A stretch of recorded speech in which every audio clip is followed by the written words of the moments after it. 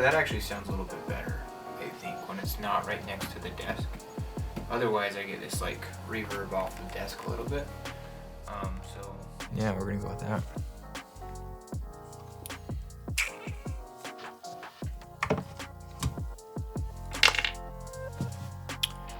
What's up? So basically, I'm just trying to see what my 5.5K RAW file looks like.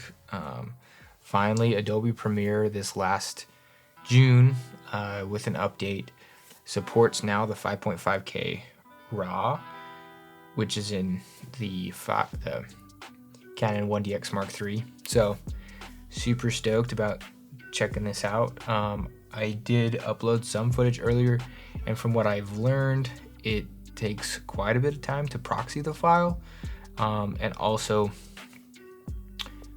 yeah, it's a pretty heavy file, even after it's proxied. And maybe I just need to look at what I proxied the file to, but it still seemed to kind of stutter over that footage, and that's probably just my system that I'm working on here. But with that in mind, I just kind of wanted to say, if you are making YouTube videos, you know, you do not need the most top of the line gear. Granted, this is a Canon 1DX MarkII. I'm shooting on a Canon 1DX MarkIII, but the camera that I started filming with was Canon 5D Mark II, like 10 years ago. And if you can get your hand on one of those, it shoots 24 frames a second. You can sync the audio with an external recorder, and you can still come away with some great images. Honestly, it's more often than not the glass that's on the camera itself. You know, there are the fundamentals that you need to work with, and that's good sound and good lighting. But you get those down, and then probably the key thing that you need to work on is your story. Having a good story, having something that your audience and participants want to basically engage with. Your viewers need or should want to engage with your content.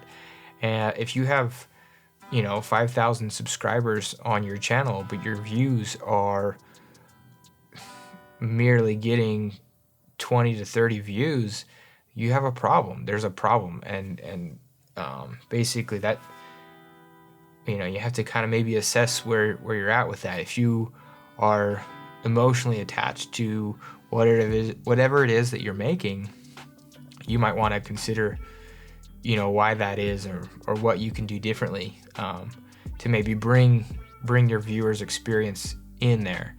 You know, making videos is fun, but sometimes we can get lost in our own footage, in the content that we're creating, and fall in love with that to the point that we aren't even thinking about the viewer's experience.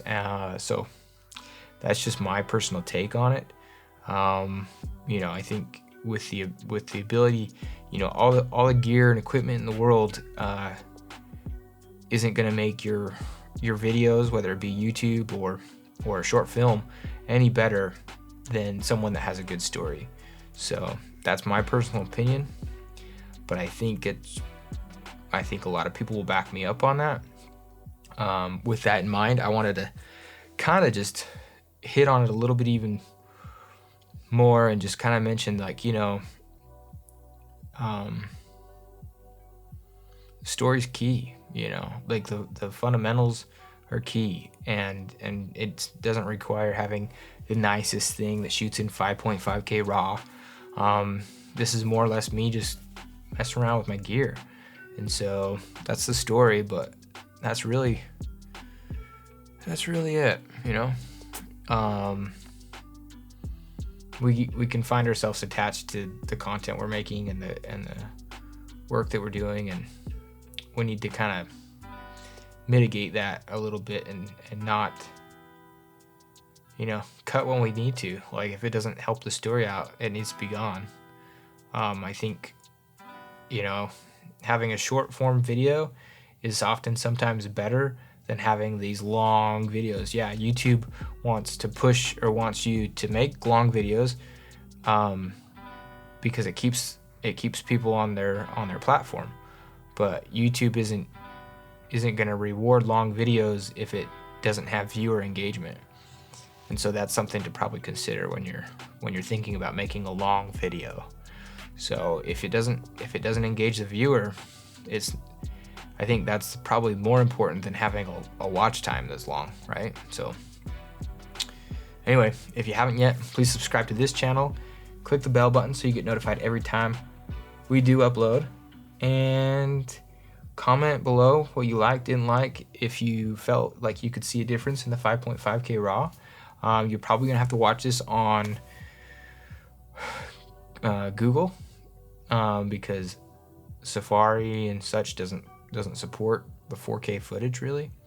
So there you go. I appreciate you guys. Thanks for watching.